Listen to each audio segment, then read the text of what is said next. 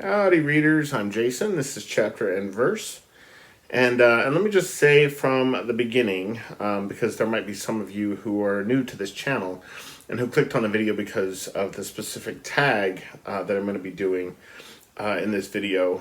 If you were to pop over to my channel on any given Sunday night, you would see me crocheting. It's a Ramble with the Yarn video. You'd see me crocheting and talking about what I have read that week and the films that I had watched that week. But instead of talking to you about my progress through Mrs. Dalloway this Sunday night, and instead of talking to you about my rewatches of The Hours and Mulholland Drive, I'm going to do a tag that was just recently created, and as often happens with really good tags, it has exploded. This is the Booktube Backstage tag, and it was created by Raina at Rainier Books, and I was tagged to do this by my wife, Kelly, whose channel is Books I'm Not Reading, and I believe I was tagged as well by Roz at Skelly Dandling About the Books. So I will link to all three of those videos, the original tag, and then Kelly's video and Roz's video in the description box below. So, question number one. What camera do you use for your videos? And I use an iPad, 5th generation iPad mini. So when I first started my Booktube channel, which was almost 3 years ago now, I was using a different iPad mini, but it was running out of storage, and it was old, and it was developing a lot of problems uploading videos, especially like videos over 15 minutes. It just would not let me do them. Now maybe that was my iPad's way of telling me that Booktube videos should be shorter than 15 minutes. But increasingly, I was getting to a point where I would like to just ramble, right? Like I do in these Ramble with the Yarn videos, and just kind of follow where my mind leads me. And that iPad was just incapable of doing that. So I got a new iPad mini, and it's basically a dedicated machine for Booktube. I really don't do anything else with it except make Booktube videos and upload them to YouTube, and that's really it. So anyway, yeah, so 5th generation iPad mini is the camera that I use. Number two, speaking of filming and being your own director, do you have a favorite film director? So I am going to give as my answer my all-time favorite director. Now, if I was just going with a living director, that would be Terrence Malick, as most of you know. And also, as most of you know, if I go with my all-time favorite director, that director is Ingmar Bergman, and my favorite film of his is Persona. Now, we own a ton of his movies, and I've seen a ton of his movies, and I really, really love a ton of his movies. But Persona is one of those films that, it's polarizing. Kelly hates it. But it's one of those films that is a puzzle, right, in the best sense. And in fact, watching Mulholland Drive again this last week is another one of those kinds of movies. And there are deliberate echoes or callbacks to Persona in Mulholland Drive. You also see visual references to Persona in other films as well. Minority Report by Steven Spielberg is the one that comes to mind in addition to Mulholland Drive. But yeah, Persona is, and it's strange because it's unlike any of Bergman's other films in the sense that his other movies, for the most part, with exceptions like The Passion of Anna, possibly Hour of the Wolf, but for the most part, his other films are really straightforward stories, right? They're clear narratives. Even if they introduce unusual elements or things like the supernatural, right? In The Seventh Seal, we have death, okay?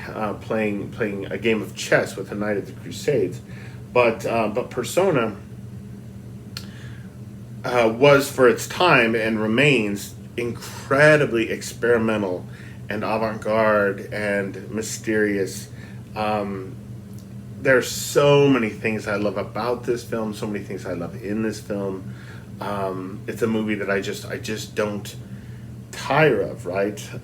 Because when I said that it's a puzzle that is it's going to be a strange comparison, I suppose, but it's a little bit like in the Gospels, right? When Jesus gives the people listening to him a parable, right? And I once heard parables described as mysteries that are in some way kind of unsolvable, right? And what they do is they require us to return to Jesus again and again, right? As a way of kind of entering deeper into the parable, right? So that possibly it can be understood from the inside out. And so it's an invitation by a teacher to be taught. And I feel like Persona, and films like Mulholland Drive as well, these puzzle films, the really good puzzle films, are that very thing, right? They are an invitation by the director to come with him, to trust him or her, and to go deeper into the thing every time, and have new things revealed, to be surprised by the things that we discover, the things that startle us, the things that move us. And Persona is very much one of these kinds of films, right? They're kind of parable films, which I had not thought of until filming this video just now. It's not in my notes or anything, so I may start referring to movies like that as parable films. Anyhow, so Ingmar Bergman is absolutely my all-time favorite director. Let's see, number 3, what microphone do you use and what program do you use to edit your videos? So I just used a microphone that's in the iPad. I don't have an external microphone. I wouldn't even know how to use that. It'd probably be Bluetooth or something. And then I edit my videos in iMovie, as do many of us here on Booktube. I always use dissolves, which you guys are going to know if you've ever watched my videos. Maybe it's because I kind of hem and haw.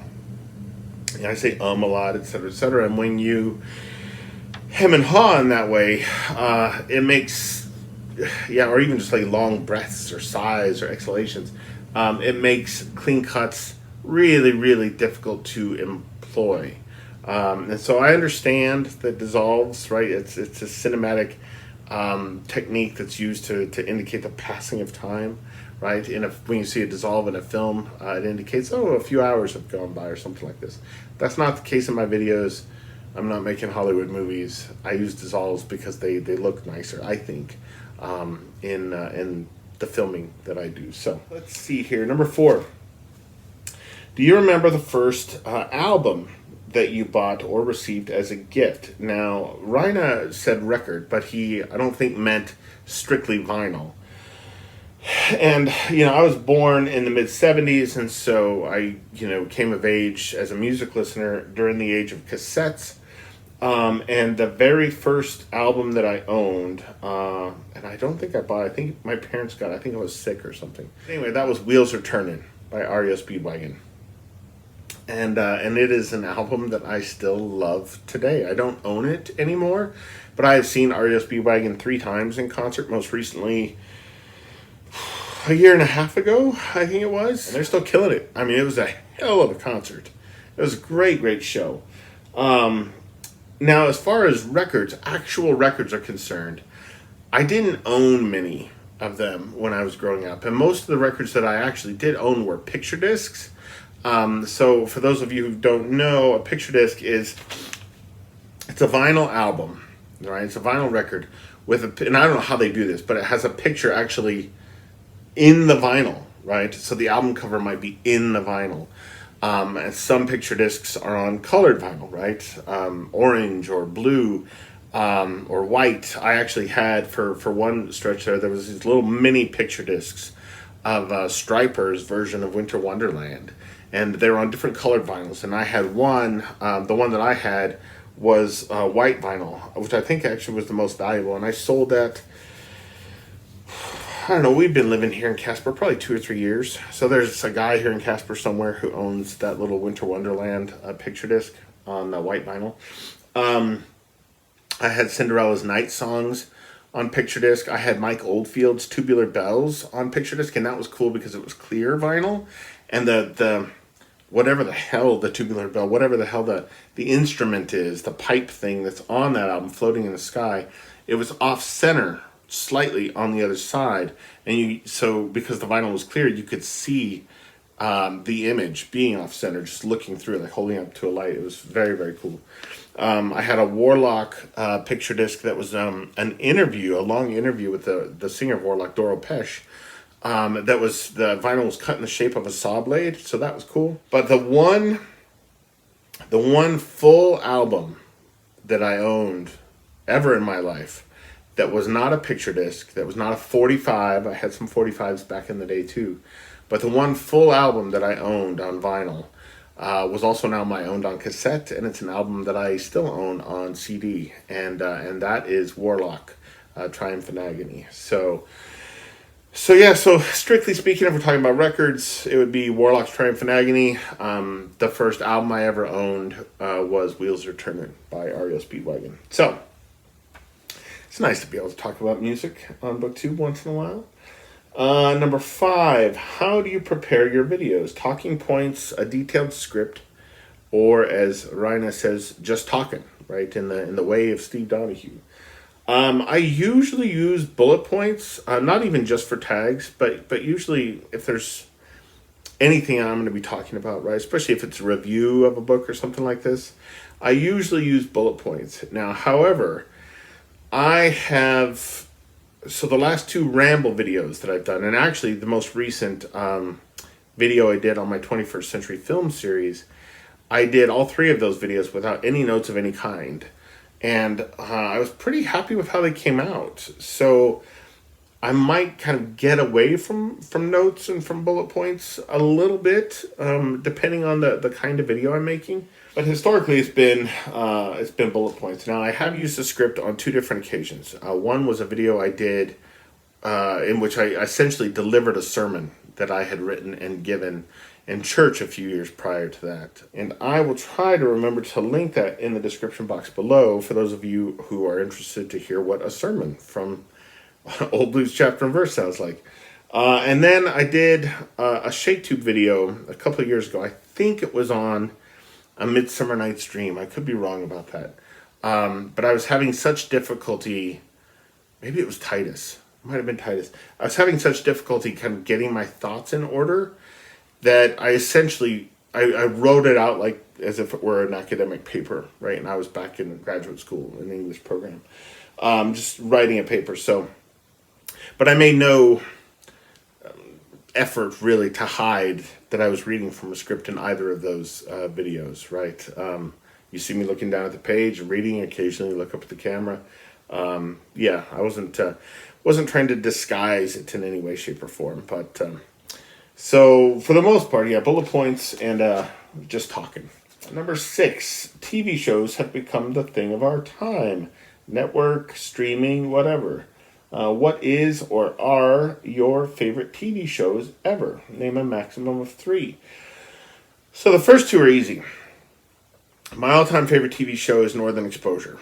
Okay, I did not watch it when it was on the air. I think it was a CBS show.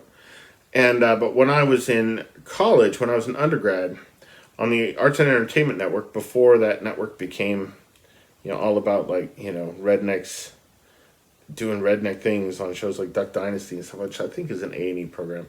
I don't even understand how they can still call that network A&E, Arts and Entertainment.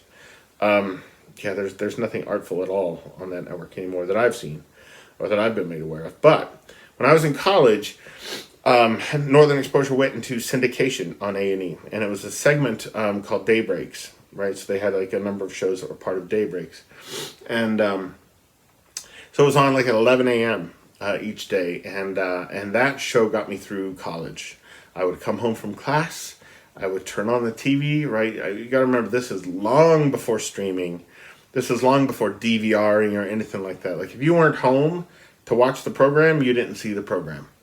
And so, yeah, I would get home from class and I would, make myself a cup of tea and I would just sit down. My brother and I had this huge, horrible old brown couch, but you just sank into it. And I would just watch Northern Exposure on A&E Daybreaks. And so I have seen, and Kelly and I actually have the whole series on DVD. It's in like this kind of faux sheepskin bag, and which is emblazoned with the logo of the show, and I think the moose is on there too. But But I have seen every episode of that show at least once. Some of the episodes I've seen 3 or 4 times. It's not only my favorite TV show of all time, but it's the most important show to me. It got me through a difficult stretch in my life, and it still sometimes gets me through difficult stretches in my life. Right? If I find myself, depressed or something like this, an episode of that show will pop into my head, and I might, get the faux sheepskin bag out from underneath the TV and find that episode and pop it in and watch it and feel better about the world. In fact, I think the world would be a much better place right now, either with the return of that show in syndication or on streaming. It's actually not available on any streaming service to the best of my knowledge, or as a reboot, which they were planning to do in recent years, and then it fell through. I don't know what the hell happened, but yeah, I felt like that was too good to be true, and it turned out it was too good to be true. My other favorite shows are Game of Thrones, and so Game of Thrones is a show that I did not want to see for the longest time because I had seen scenes from it, and I was just troubled that there were 2 actresses in it. The woman who plays Cersei Lannister, and then the woman who plays Daenerys Targaryen. And I think it's Amelia Clark and Lena Headey, and in reverse order there. But I didn't. There was something I didn't like about the fact that they were blonde and had dark eyebrows. I found it jarring. It just didn't. I don't know. There was something about that decision felt weird and cheap to me, and so I just didn't have really any interest in seeing it. And I think because the hair and eyebrow thing threw me so much or felt cheap to me, I was like, well, my God, if that feels cheap to me, then certainly the special effects, right? The dragons and such are going to feel cheap to me as well. And so I just kept putting it off. And my best friend Ben, who was living in New Jersey at the time, kept trying to get me to watch it, and I just wouldn't. And so finally, he popped, I think the first 3 or 4, probably the first 3 seasons of the show, his own Blu-ray box sets of the show in the mail to me and sent them to me, and I had a letter in the box and it said, listen, these are mine, I'm loaning them to you, keep them safe, be careful with them, but you have to watch the show now. I have sent you my own Blu-rays. So I said, all right, I'll do it. And so Kelly and I started watching it, and we got hooked, man. Absolutely hooked. I'm even one of the people who didn't have too many in the way of problems with the final season of Game of Thrones. I realize it's anathema to say that. All these people are signing that petition to have the season remade, which just seemed ridiculous to me, even as a statement. But I mean, yeah, even whatever the problems in the final season, there were still moments, scenes, shots in that season that were pound for pound as good as anything else in the series. Right. So Game of Thrones is up there. And I really struggled to figure out my third favorite show. Because there are some recent things I love. I love Stranger Things. I love Glow. I was so pissed when Netflix canceled Glow. Don't even get me started on that. But when I think about shows that I really, even if I haven't seen them, and I haven't seen this in decades, shows that were just so important to me that I saw at exactly the right time in my life. My third choice had to be, and it was only on the air for 1 season, but my third choice had to be My So-Called Life, which when I started watching it, I was kind of making fun of it a little, as dumb young guys will do, make fun of these sort of emotional things, etc., etc. And I very quickly started feeling abashed at having done that, because I could see in every episode that this was a show that was being done by people who cared a lot about character and a lot about adolescence and just a lot about the struggles that I was going through then too. I think that was on the air in 94, which means I would have been 19, so I would have been, I don't know, 3 years older, 3 or 4 years older than the characters in the show. But it made sense to me, and I felt like an idiot I felt like a child for having made fun of it for those first 1 or 2 episodes. And anyway, so My So-Called Life would be my 3rd favorite show of all time. Number 7, what kind of booktube videos do you prefer to watch and why? Reviews, wrap-ups, vlogs, hauls, tags, etc. So for me, it really depends, right? So I would say reviews, but only reviews of books that I have read. I love watching reviews of those. Other reviews I just have no interest in at all. I really don't have any interest at all in wrap-ups. Vlogs I think are wonderful, but I also feel like they can get tiresome if the editing isn't kind of snappy enough, or if they run on too long. Although I've seen some long vlogs as well that I really love, so it's hard to say. Traditional book hauls, like this is what I got at the bookstore or whatever, I don't tend to watch, except Steve Donahue's Brattle hauls, and I think that's because there's always such a variety of stuff, right? The way he talks about the Brattle, it just makes me so sad that I've never been there. So yeah, Kelly and I'll have to get to the Brattle Bookshop in Boston one of these days. And I also really love Steve's mail hauls, because each video is like Christmas. Like, he doesn't know what's in the packages, you don't know what's in the packages, and that's exciting, right? That's really exciting. Tags, I really love watching tags, but it takes a special tag, right? And this is one of those tags that I'm fascinated by. And I used to do a lot of tags, but I don't really do tags very often anymore. But yeah, tags, if the tag is such, the prompts are such that I feel like I'm going to be learning, the kinship I feel with the person doing the video is going to be deepened or, given more texture or complicated somehow by what their answers might be, then I'm really, really interested in seeing people's responses to the prompts. So it really kind of depends. Number 8, the final question. Watching TV was probably a part of all of our childhoods.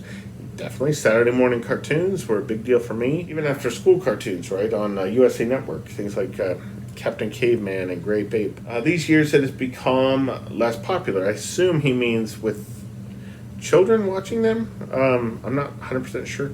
But what kind of media user are you? So I watch a lot of Booktube. I also watch a lot of, maybe I'm alone in this, but I watch a lot of song reaction videos on YouTube and movie reaction videos. Now, I don't subscribe to very many of those channels, and I actually don't even watch many of those channels because most, especially the song reaction channels, just annoy the shit out of me. Like the thumbnails, right, where it's everything, it's like all the people doing those reactions are like those booktubers who have 200,000 subscribers and who are just, fake as a $3 bill. And all the thumbnails are like, things like that. And so from the thumbnail that the person you're going to be watching is not authentic. And it drives me bananas, right? Where they're mugging on screen and everything's just like, oh. And it's just ridiculous. It's silly. And so I tend not to watch music reaction videos like that. But it's really hard to actually find a good reaction channel where the person is just legitimate and genuine. And so when I find those, I hang on to them. And same goes for movie reaction videos. I started watching a girl's reaction video to Saving Private Ryan the other day, and no, I halfway through the D-Day battle sequence, the fact that she was just smiling in disbelief and laughing and no, that's not how one acts watching that. I'm sorry. Spielberg wanted you to feel like you were there on the beach, everybody around you being mown down. And to see a reaction video where the girl's just treating it like an idiot, right? Responding to it like an idiot would respond to it, because maybe that's what she thinks her subscribers want to see, and they probably do.